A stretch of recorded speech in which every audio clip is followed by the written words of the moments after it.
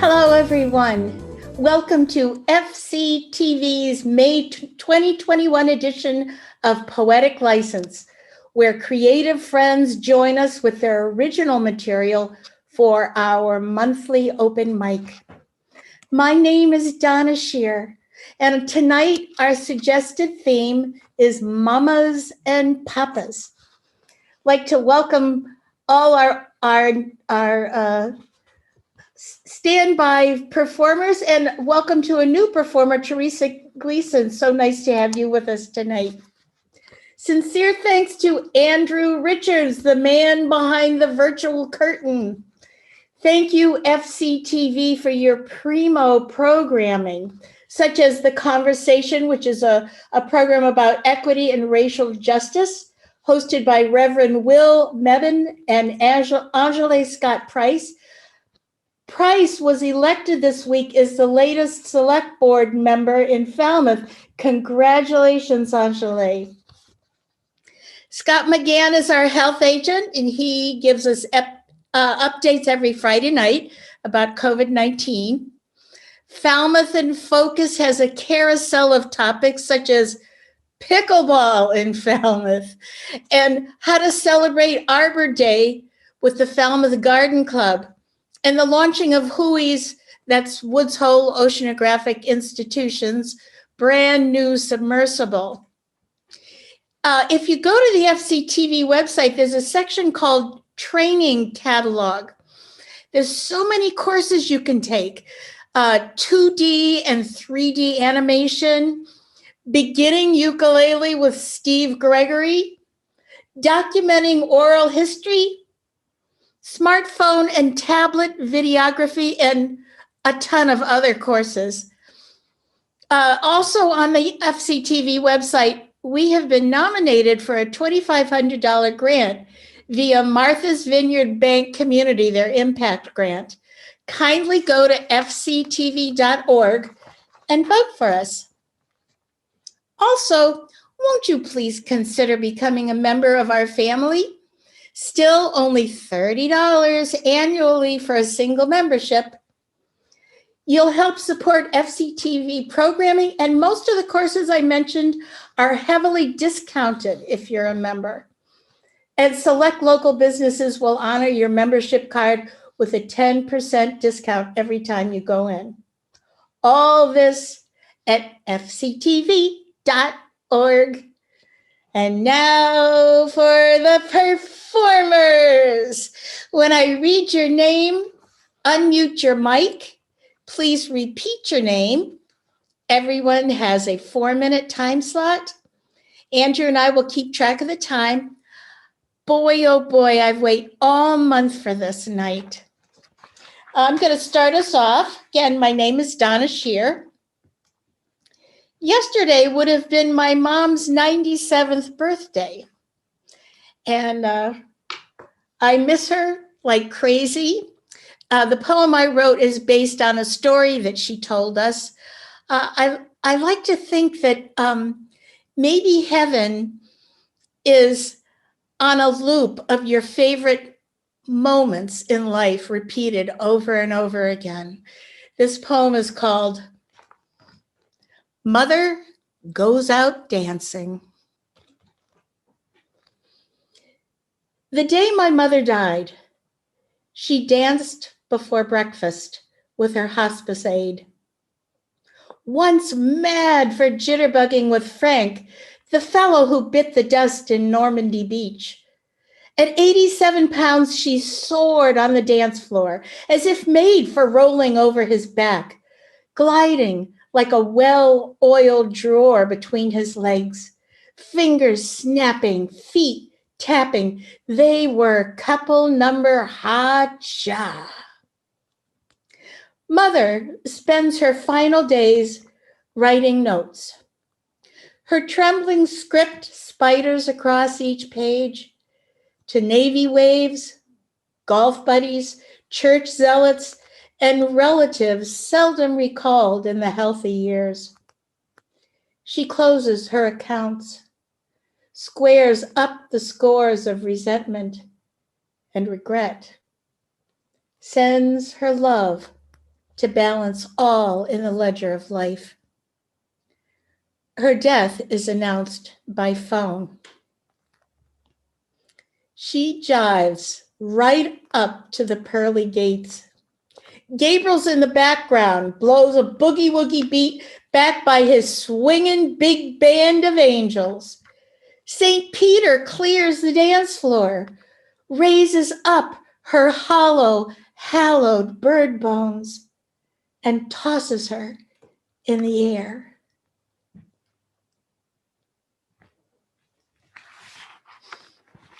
Thank you. Oh, and this is a picture of my mom from way back when. All right. Hello, everybody. Lisa Cantor, you are first, my dear. I can't wait to hear what you've got for us. Thank you. That was beautiful, Donna. Really brought tears to my eyes. So I'm Lisa Cantor. The prompt this month was Mamas and Papas, and I thought that, and I know that prompt is repeating again, I believe, next month. So since this was May, and May is the month of Mother's Day, I stuck with Mama for my first poem, and I hope it's okay. I do have two today, which I usually don't do, but they're shorter than usual, so I'll try and run through them. You can edit them out if you want. This one is called If I Was Your Mama. If I was your mama, I'd want to hold you just right. Feel my way into how it is to be you. If I was your mama, I'd loan your soul my eyes.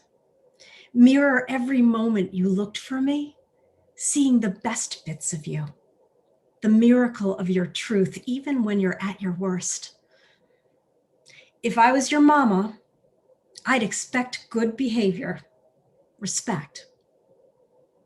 If I was your mama, I'd want to be in the complicated stuff with you, the unsolvable, the unthinkable, the unfeelable stuff, the whole stew of how it is.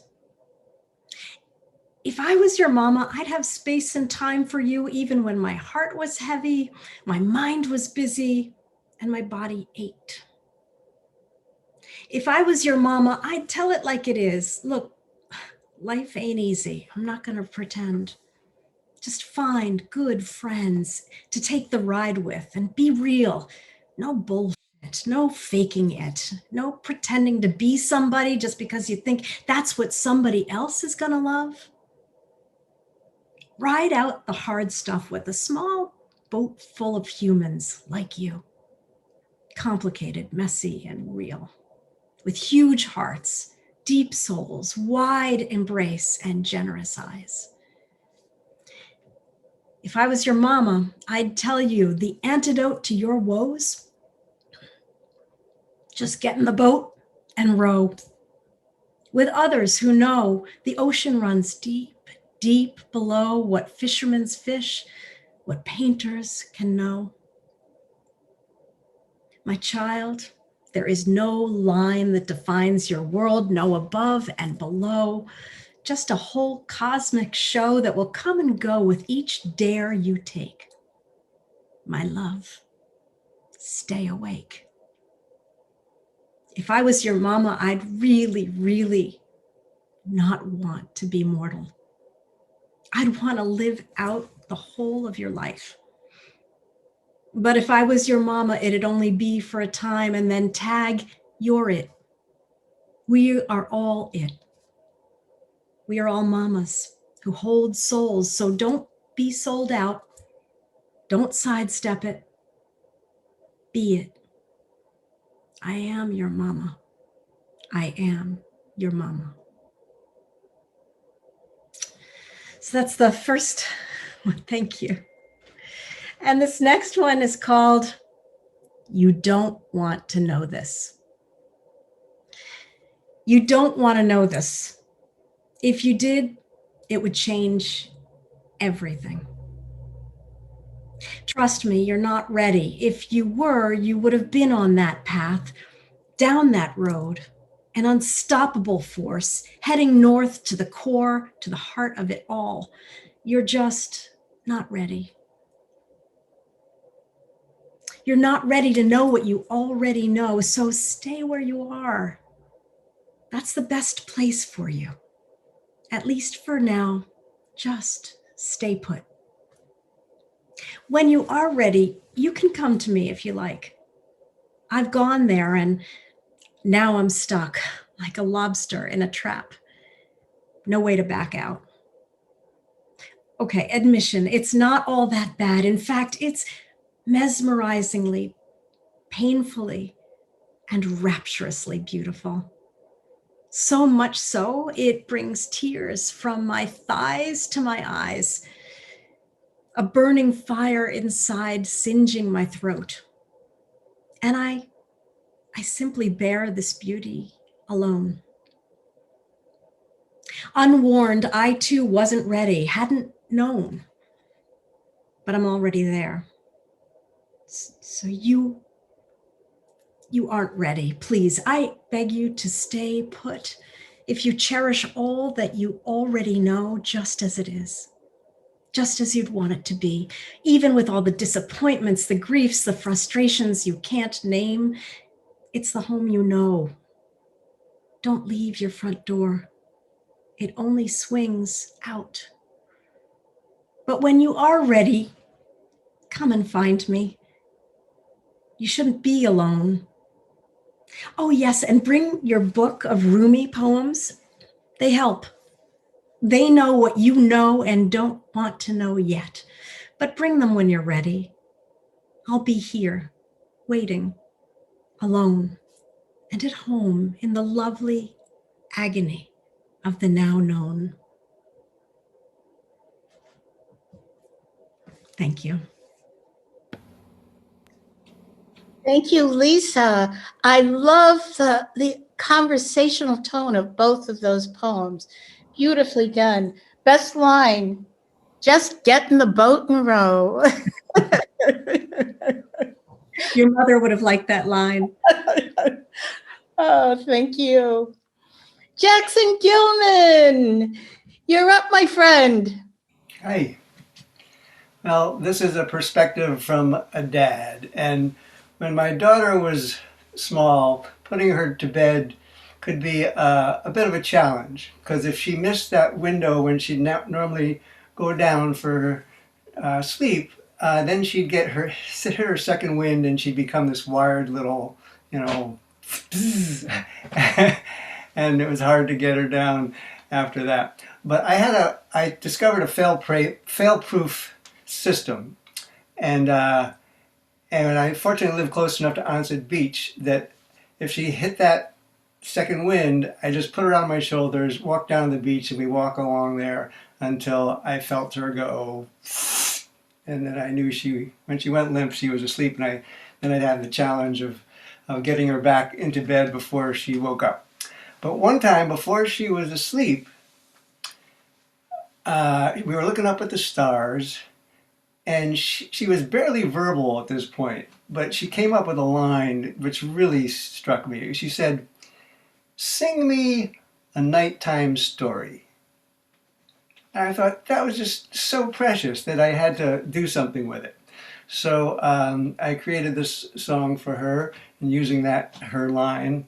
And her middle name is Estelle, which means star. So here's how it goes.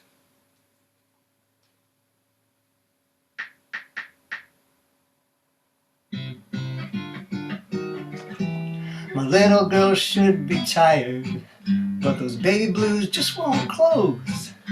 To get this sparkler unwired, there's a little trick this daddy knows.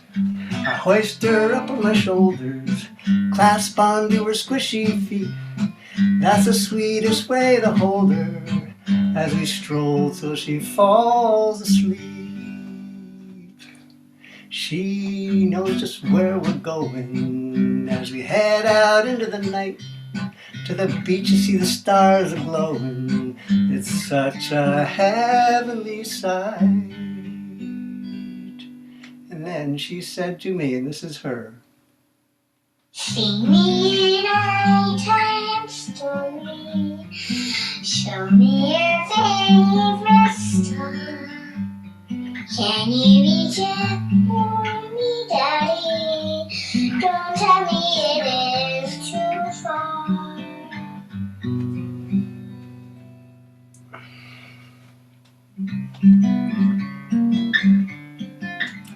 My favorite star is in reach.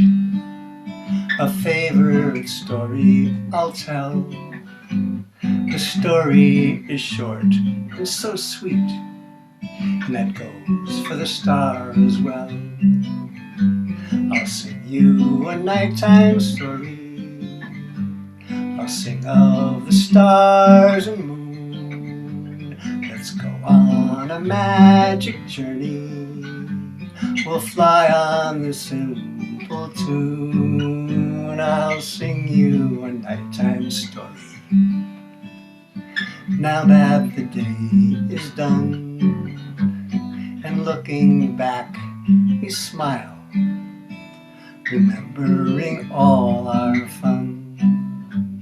And looking up, you ask me, which is my favorite star? You wonder if it's within reach, standing where we are, of all of the stars twinkling, of all of the jewels above, the one that I'm most fond of, I'll always hold close in love. The star that I favor most dear, the one that I'm singing to. She's not far away, she's right here. The one that I love is you.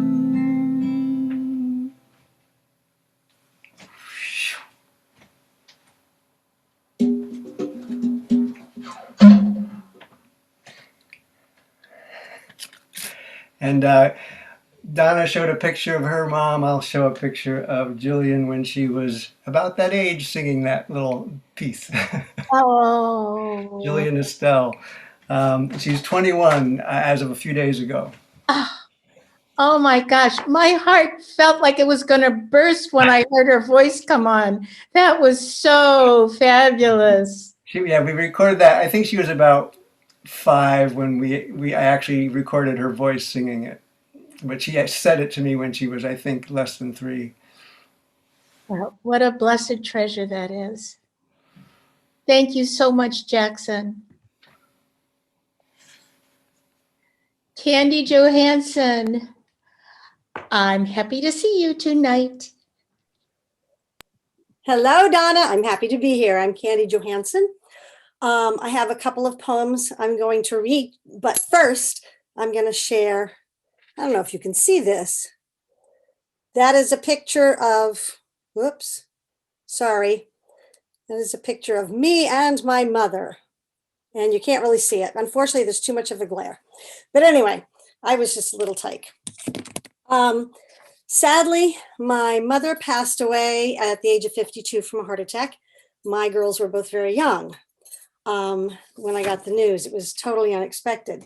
So I wrote this the Mother's Day after she passed away, and I'm going to try to get through it without choking up and crying. So it's this is like a 35-year-old poem. It's called The Love Poem. We walked along, you and I, my small hand clasped tightly in yours, confident that you would protect me no matter what. Along the way, my inexperienced feet would stumble now and again, but you were always there and ready to set me back on my path again. The years passed, and my feet grew sure and steady. My stumbles and falls happened less and less, but you still stood by, ready and waiting, just in case. And it never failed that eventually I would lose my footing, and you would reach out and once again offer your steady arm. Then there came a day when I needed you no more, or so I thought. And you felt lost, alone, with no purpose in life. So I gave you grandchildren. But they were too far from you for you to catch, and you contented yourself with bemused observance. And I was convinced it was my turn. And your ways were old-fashioned, and I could do it so much better than you, and I didn't need your help. Now you're gone. I may need you once again to hold my hand tightly and catch me when I fall and show me the right way to catch my children, because I'm afraid I'm doing it wrong. And you always did it right. You were always there, no matter what, and I miss you. Now, I'm going to move on to a more happy poem. I wrote this about my own daughter when she grew up. Spring and summer don't stand a chance, and golden sunlight will dance in your hair like multi-winged sprites come to call with whispers that wind tickle your ears. And I will watch as you grow and move slowly and inexorably away while my hair grows gray and I become a grandmother dandling your children on my knee. But one hug and a sweet kiss, and in my mind's eye, you are chubby, bright-eyed, and sticky-fingered, my baby. And I want you to know that then, now, and always, I love you. And that's all I have for today. Beautiful, beautiful, beautiful. What a great tribute to your mom, Candy. That's hard losing her that young. Yeah, I feel like I know your grandchildren because I see them every day on Facebook. So good job. All righty, let's see. Joyce Wilson, my friend, you are now up. Shabbat. Okie doke. Joyce Wilson here. I'm going to read two poems from my book, The Spring House. And the first one is about my father. We had a swing. First, he created a swing that hung from an oak tree. And then we had another swing that he was part of. So the swing. Our father tied the painted wooden seat to a system of pulleys screwed into the oak's most level horizontal bough. After a week of back and forth and jump, the screws pulled out, sending each of us sprawling. We clamored for a manufactured set. He spent the afternoon in a dark mood on a reclining chair. He mowed the grass. By midsummer, he'd purchased one of those ugly metal swing sets that sprouted rust and seemed to be too small within a month. He never could make all 4 feet secure. It must have been the elusive nature of swinging that had overtaken him, the pushing off and then the letting go, hitting your stride aloft while in midair. And my mother had a scientific bent. She knew that if the temperature was 0, that this special kind of frost would form in the valley near where we lived. So she took us there one winter morning, hoarfrost. We walked down to the railroad bridge in temperatures near 10 degrees.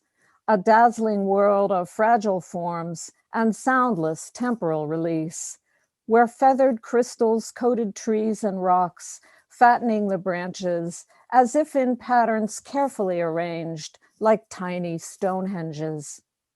Our mother raised her hand before the frozen atmosphere and said, "This is your world. By noon, it will have disappeared." The crystals melting on the stones like emblems sliding off a shield betrayed the motion of the earth, the changing seasons of the field. Thank you. Thank you, Joyce. I love that line about the little Stonehenge. Yeah. I can see that. And your poor dad. I know. Oh, I know. I would want a homemade one. I'm sorry. Oh, I know. Well, yeah, it never really worked though, but He gave it his best shot. he did. He did. Thank you. Okay. Let's see. Lynn Vitti is not here. So Sue Beth Carlson.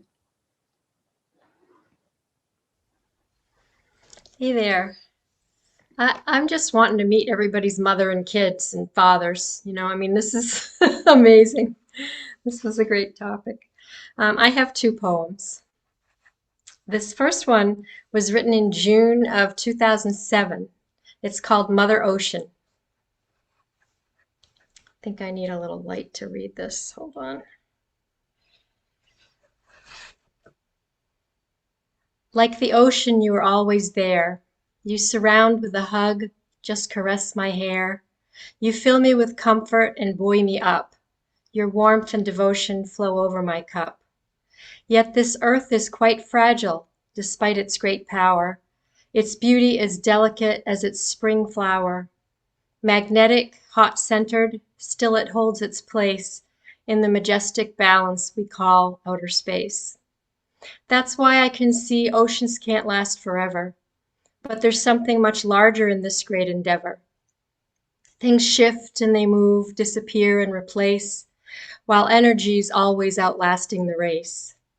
If I start to lose hope and my energy fades from watching the disappearing cascades, I realize inside I have here within the essence of ocean that helped me begin.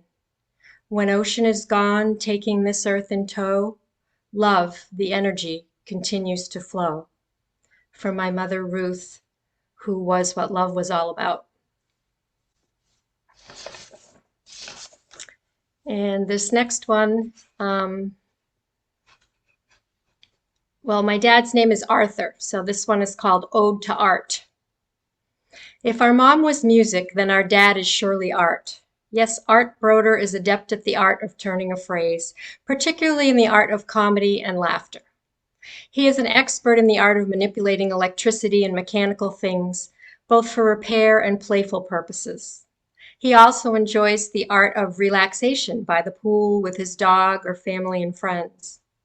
This man reads the dictionary for fun and could recognize the most minute spelling or grammatical errors when they come across his path. You can't ask him what time it is without starting a comedy routine. I don't know, I left my watch upstairs. Aren't you afraid it's going to run down? No, we have a winding staircase. And then, though music isn't his strong suit, he'll break into the big finish. Once a year, one year he did an extreme makeover on the Thanksgiving turkey, saying things like, for this part, we'll have to wing it. And now we will do a bilateral reduction. And then finally, there was the big reveal. He came out of the kitchen, grinning ear to ear and carrying a big turkey roasting pan, took off the cover, and inside was a wooden duck. He's a complex man with a simple and matter-of-fact approach to life. Have pain? Make it all go to your little finger. Something broken? Fix it. Can't fix it? Get a new one. Can't get a new one? Well, don't worry about it and do something else. But how to fix it and what new one to get and what else to do? That is where the complexity and artistry lies. Use household items to fix it. Create a new one from scratch. Make a joke of it. And whenever possible, enjoy it all. For you, Dad, with love from one of Pinto's sisters. Pinto was the dog. Oh, and their song, my parents' song was Look for the Silver Lining. Oh, good song. Thank you, Sue. Oh my gosh. Every family has somebody like your dad. Thank goodness. That was great. Reads the dictionary for fun. Oh, yeah. Okay, John Jackson. Well, hi, I'm John Jackson, and well, it's been an interesting couple of weeks in my personal soap opera. I'm literally halfway through loading a moving van, which I have to go back to later tonight, which is why I'm dressed kind of down. However, I am wearing my cicada for Brood X Cicada coming out this month. Available now at a screen printing t-shirt shop near you. Limericks of protest is what I do. So let's dig into the news, shall we? Highways in the Commonwealth of Mass are getting new exit numbers, alas. The end goal in a while, exits every mile, more places to sell donuts and gas. Home and work have too many deadlines to let me keep up with the headlines. It isn't a joke. Trying to stay woke keeps me up way past my bedtime. All right, from the first day of May. Today is the first day of May, or as I say, permission granting day. You may say aloud that things are allowed. When asked, may one, say one may. Republican House Rep Liz Cheney said Trump must stop lying quite plainly, which had the effect she ought to expect, flack from the party heads mainly. For Mother's Day. The Christian view, God is the Father. For myself, a mother I'd rather. If heaven's eternity isn't patient maternity, I don't think it's worth the bother. To be safer, many think it is best to keep masking, social distance, the rest. Those in defiance are supporting the science, voluntary control group for the test. The Israeli-Palestinian wars have their roots in the slamming of doors. Israel tells Palestine, all this is mine, without honoring all this is yours. And today, Mitch McConnell and party purists say there are no impartial jurists. Politics should not mix with January 6th when the Capitol was overrun by tourists. Getting back to the moving thing, I'd posted this about a week and a half ago. A house full of things to possess, things to pack or discard or assess. I feel it's a battle with decades of chattel. Perhaps, dear, we should have had less. And I got a response from one of my subscribers, Kate Baker Tilton. She wrote, half a life in a house, watch it breed. So much stuff, gotta purge till it bleeds. And 2 houses since, I'm not hard to convince that I tossed only that which I need. So I said, during a move, stuff gets ruthlessly tossed. No distractions, don't think of the cost. Years later, I fear, where's that souvenir? It's not thrown out, it's just somehow lost. Yes, the idea of moving books is not an easy thing for a literate person. That is the hardest thing to move. And by gum, I moved 25 boxes of books yesterday into the van. Most of them are going into storage for review much, much later. And a fair number of them are marked for the next Falmouth Library book sale. So if you see anything with my initials on it, pay them extra. Thank you. Yay. John Jackson, you are a whirlwind. I mean, you can write about anything and everything. Do you try to write at least one a day? Not this year. Certainly when there was more going on in the news that was causing angst. Yeah, this year I've been both distracted and busy with the move, but when the spirit hits me, I write something, yes. Well, highly successful and good luck with your move. Thank you. Mary Swope. Hello, hello, hello. There, am I unmuted? Yes, you are. Well, I've appreciated what everyone has been writing about their parents, and I I'm going to start with a poem about my father who loved to go swimming in the morning.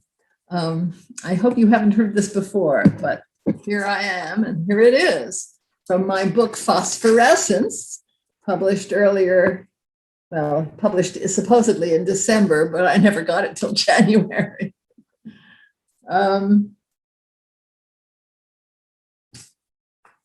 Early morning swimmer. My father hesitates at the edge, where gray glass breaks into cold foam, unwilling just yet to commit his body, warm from sleep, to that salty element. Under his tender soul, sand grits and grinds, loose as liquid, where the wave sucks out. He wobbles, staggers, knee-high in water, knees seeking a balance as he wades deeper, trailing fingers. Waist deep he stands, divided, legs and genitals at home below the surface, chill tongues of waves lapping his pale belly.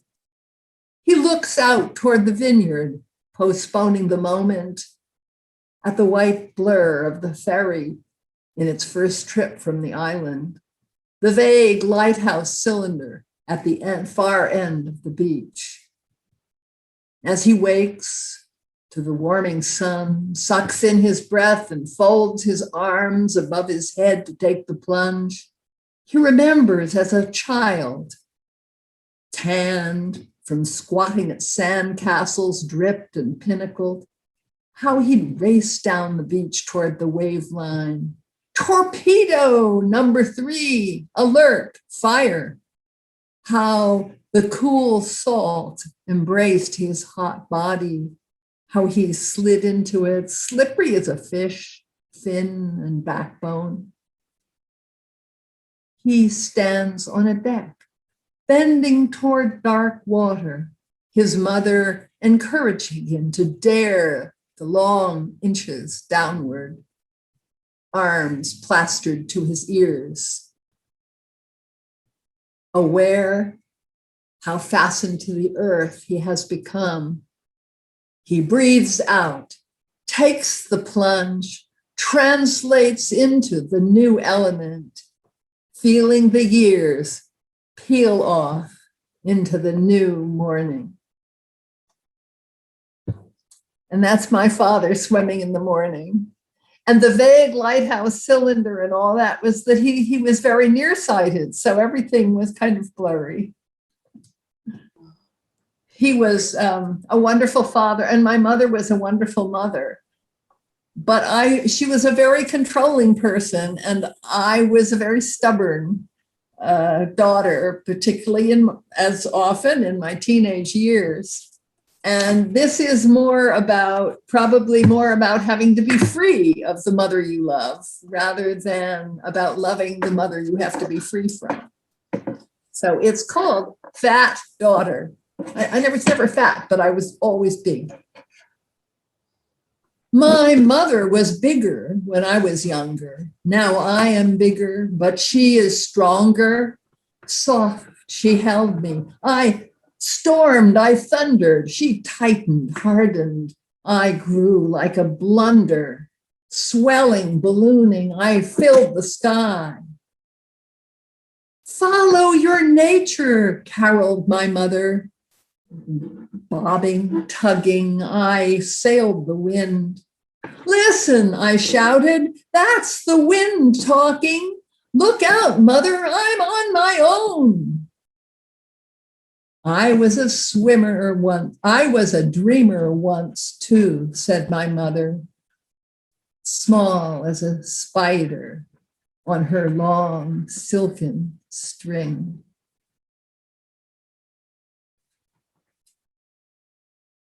So it's not a very happy mother poem, but I think for many of us, it especially girls, it's somewhat true. You have to become yourself. You can't do everything your mother wants. And I found that was true when I had sons, and I tried to be that controlling mother too. And so I'm glad I wrote that poem. Thank you very much. Both gorgeous, Mary. You did justice to their memories too. You're a swimmer too, aren't you? I am. I swim. I try to swim every morning once it gets warm enough. I have been kind of cowardly this year.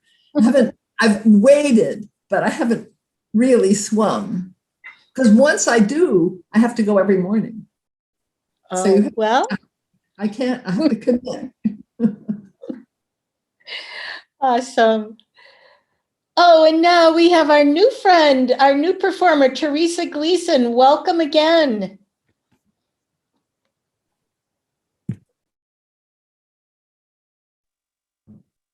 Hello, everyone.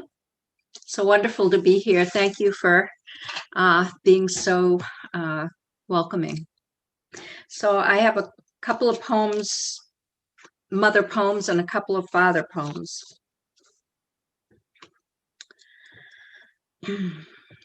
My mother's only daughter. I sit wooden in a bedside chair, my back sweating against the vinyl upholstery. I don't want to imagine how they incised her perfect flesh, unpacked her insides until they found the tumor, sectioned her pancreas like flank steak, and then trussed her up like a turkey.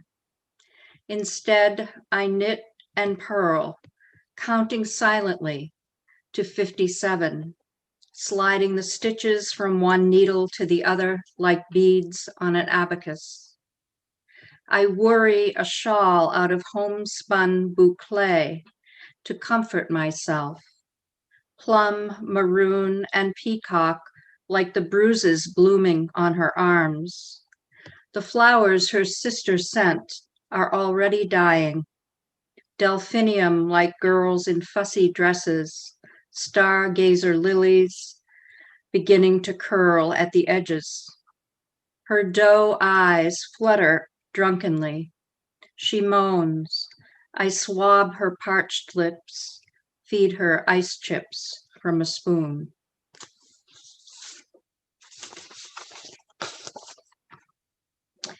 One more day. It is March. The bare ground and austere cold offer no consolation. My mother is dying. I sleep on a cot in her hospital room, use all that I learned 30 years ago, a terrified nursing student in a white cap doing my rotation in oncology. I turn her, plump the pillows, massage her arms, legs, back, and feet until I know her body better than I know my own. I couldn't let myself love her in life the way I love her in death. No longer a threat, all self-hatred gone. She receives my ministrations with gratitude. I help her to stand and pivot day by day. Like this, we dance, her precious body a ruin encircled by the scaffolding of my arms.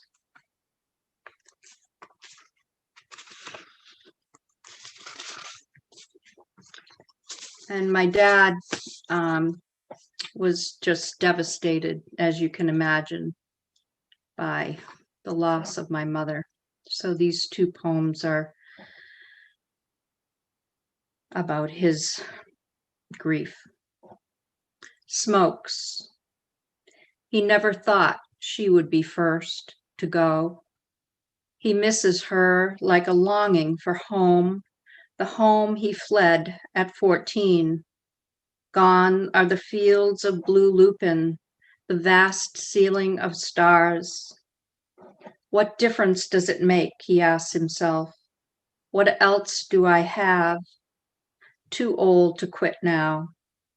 He sits hunched by the window, puffing his sorrows away. And lastly, scratch. The urge builds until he can't resist, drives to the packy to buy smokes and a $10 ticket.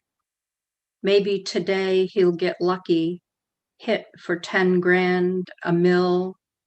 He jingles the coins in his pocket, fingers a flat-edged nickel, scratches the silver squares one by one, savoring the suspense.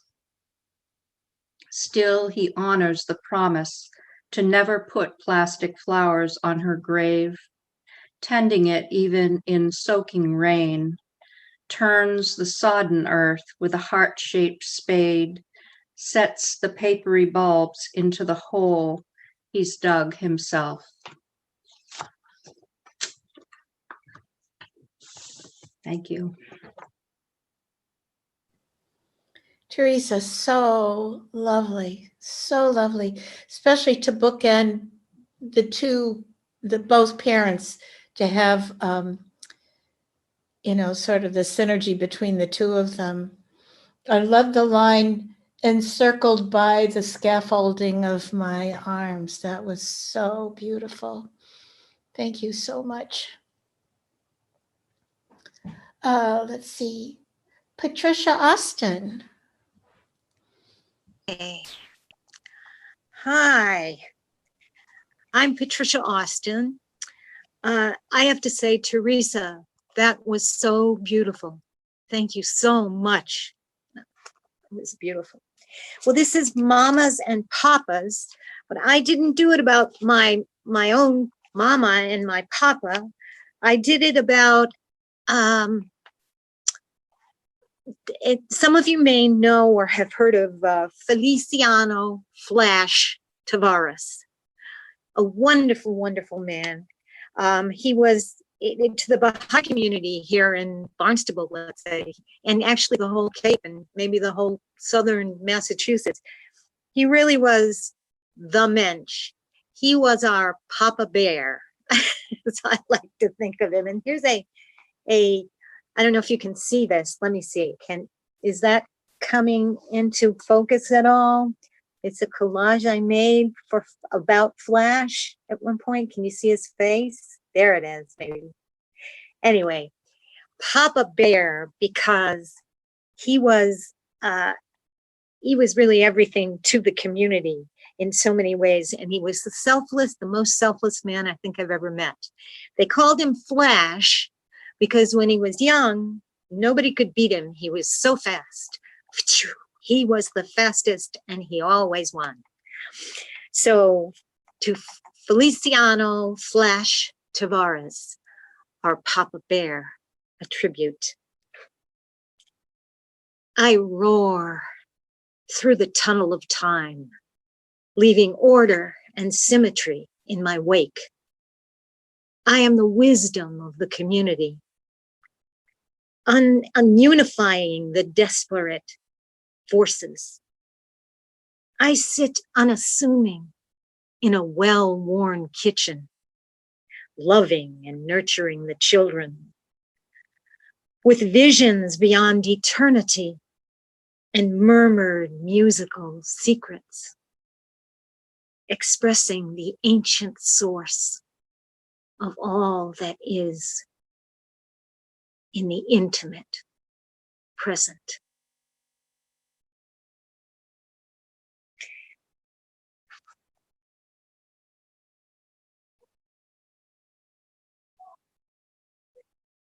Through suffering and death, by flower, the smile of softness is born.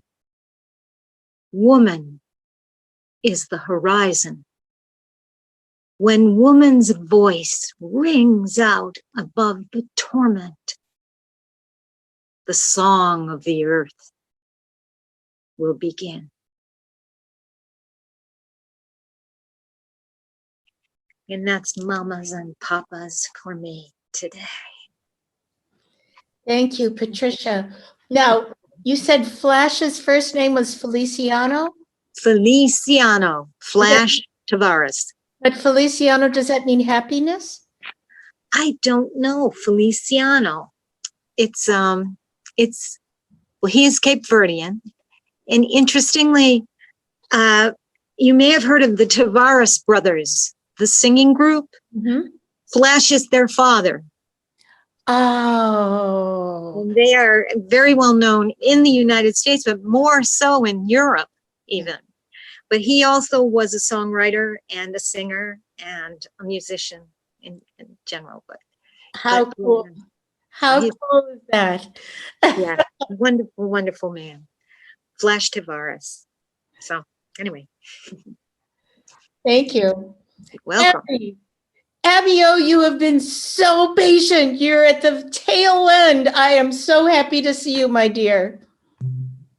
Hello, my name is Abby L. I am 8 years old and love writing.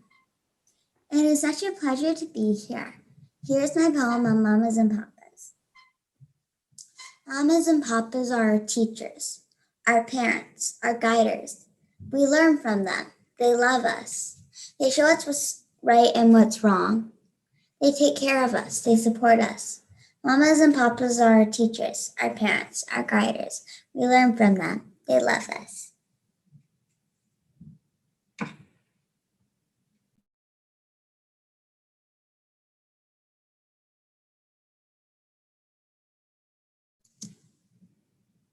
Here we go. You're absolutely right. Mamas and papas are your first teachers, your very first teachers. And you must have some great first teachers to have a daughter like you. Thank you for your share, darling. All right. Oh my gosh, how does this happen? The night is almost over. I'm going to close with one more poem. This is a poem in two parts about my father and my mother. It's called May, Month to Remember. Daddy, 1924 to 1999. How cruel he should take wing in the Kodachrome springtime. A camera steady in his strong grip anchors him in images on film strips and slides. First in line to purchase color film, he captures us parading our Sunday best in Easter egg colors. First to buy a video camera, it gives him fits. Still, he persists, learns its tricks, his disembodied voice commentating. As we squint into the sun, he peers through the viewfinder to snap up family milestones, proof he has been there. Mommy, 1924 to 2013. She blossoms into the world a week after Mother's Day, both celebrations forever intertwined. My siblings and I are unruly offshoots, but her garden offspring knows how to please. Well-mannered, they never cling or make lavish demands. Shoots and vines tower, powered by sunbeam soil and the generosity of water. A bounty of vegetables, glossy and glory. Heads of lettuce the size of green leafy soccer balls. Juicy tomatoes, bright globes shining between chalky stalks. Cucumbers swell to famously phallic size. And her posies, a harmony of summering colors. We children, late bloomers all, finally come to flower, each in our own time, each in our own willful ways.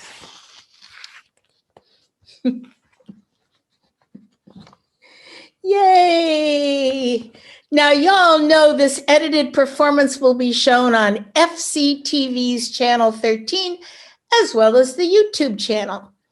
Please email any thoughts or suggestions to Andrew at fctv.org.